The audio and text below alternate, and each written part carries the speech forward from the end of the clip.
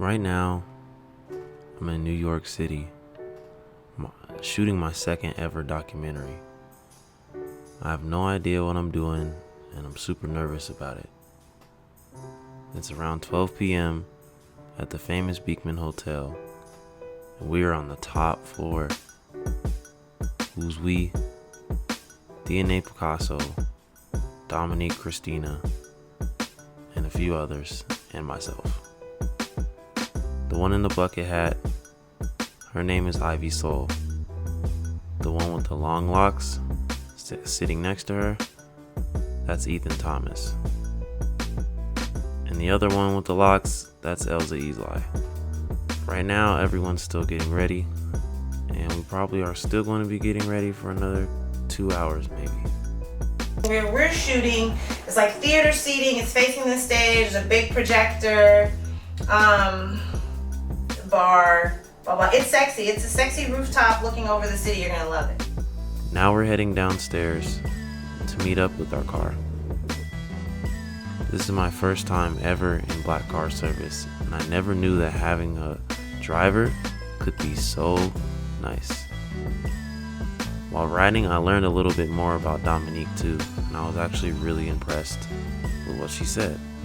And when I tell you it was turbulent the entire time, I'm like roller coaster turbulent. I kind of like it because I like roller coasters. I'm a little, You like the turbulence? yeah. It's a little weird. I just close my eyes and picture myself in a car. Nuts. Yeah. No wonder. And then he's like, if you look out your window to the left, you'll see the cold front that's creating all this turbulence. Oh, well, I don't want to look at it. like, cool, Added but yeah.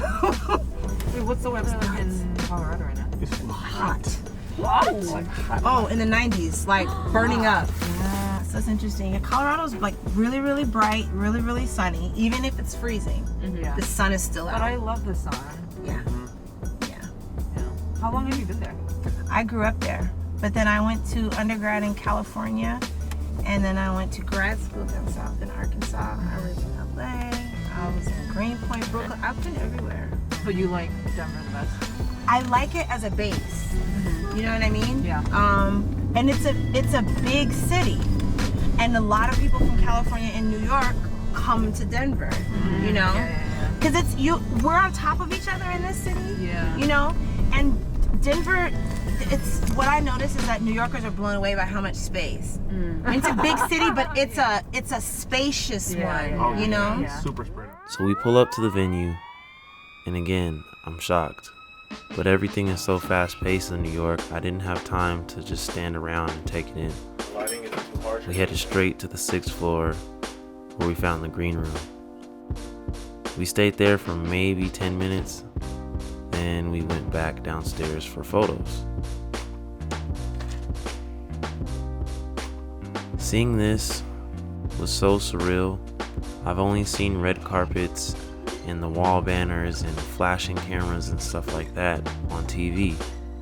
I never saw things like this in real life, and it was really amazing to see. This was something I got to take in, so I was pretty happy about that.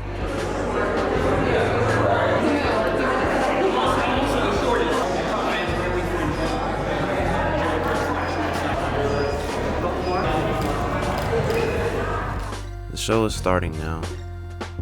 The cameras are rolling, and the presentation is going. The curator of all this, Saidu Tejon Thomas, kicks off everything in a light mood. Yes, clap it up. I have the pleasure of introducing the host of Resistance, Saidu Tejon Thomas Jr. How y'all doing? Yeah, y'all good? Yeah. Yo, it's so nice out here. It's like not too hot, and like we're on the top of a fucking roof. Isn't that wild? Like we're smack on the top of a roof. This is beautiful. I'm so happy y'all are here today. He then goes on to tell the story of Cecil J. Williams. And I think just like put aside like the politics of this photo for a moment, right?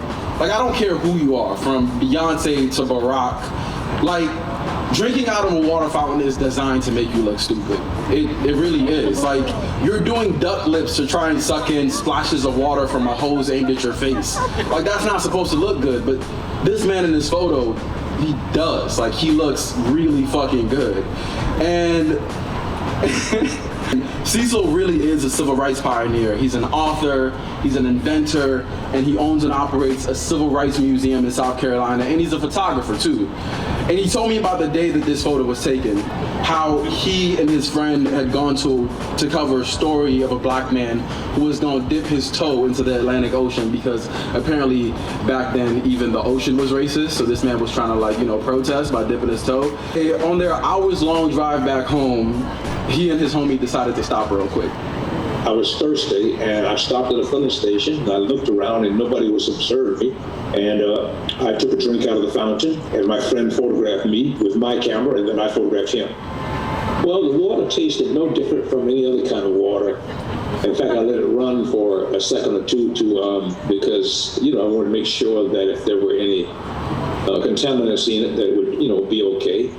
What do you guys say to each other? Like, you see the water fountain, what do you say to each other? Or, like, is it, like, implied that you're gonna go do this thing? Or, like, what's the conversation? Well, we're cracking up. I mean, we're jovial and in a very, happy mood, because, again, we are defying one of the laws of the state that is so absurd that it separates people according to their complexion and their race. After Saidu spoke, he brought up Ivy Soul, who inducted the Claudia Jones into the Fuck Your Water Fountain Hall of Fame. Ivy Soul performed one of her songs for us.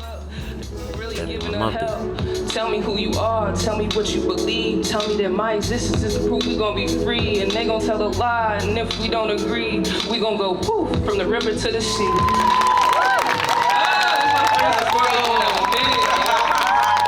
Fucking killed it. Hey, keep that going, let's go. What's going on? Hey, let's go. What's going on? Hey. Hey, Mrs. Jones. What's going on? Thank you, Ivy. Thank you so much. Next up was Elsa Eli, inducting Ed Crawford with a comedy skit. Just watch though. Been a long time, so I don't know if y'all know what funny is. We're both in the same boat. I don't know if this is going to be a controversial statement, but I would like to start this off with a good, robust fuck the police. Yeah, okay, cool, we're in the right audience. They're liars, okay, because just off of this one thing, how come black people are always lunging for the gun, but we don't ever get it? That don't make no sense to me. Y'all know black people at like 85% more lunging. It stands to reason that we should get this at least 1 in 4 times. They're lying.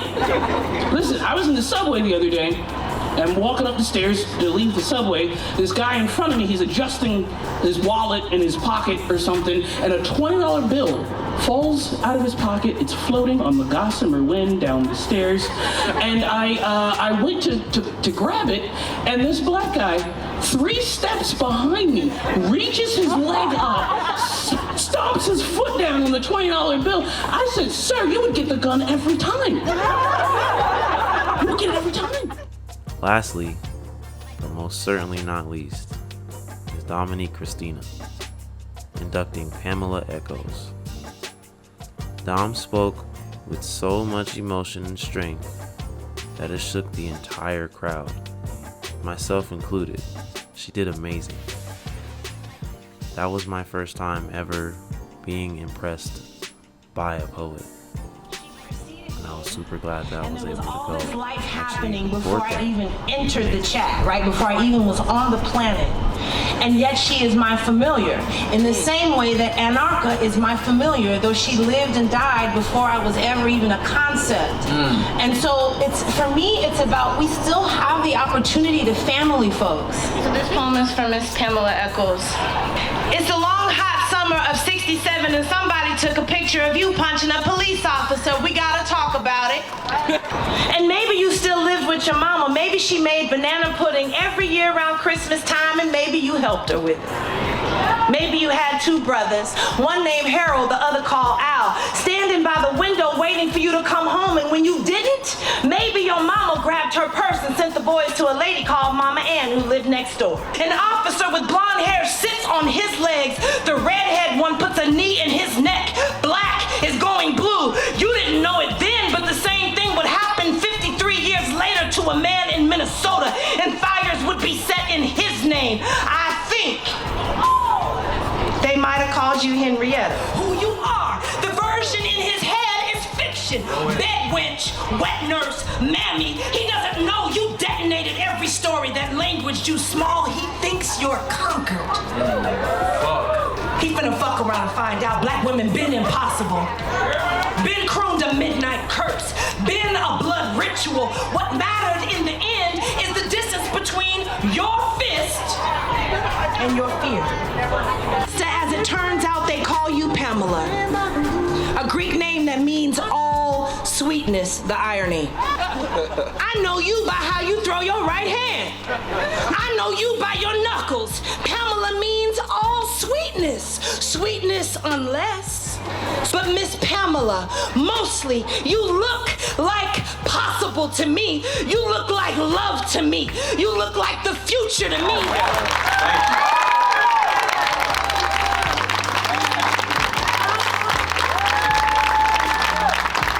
Thank you so much. Hey, please, louder.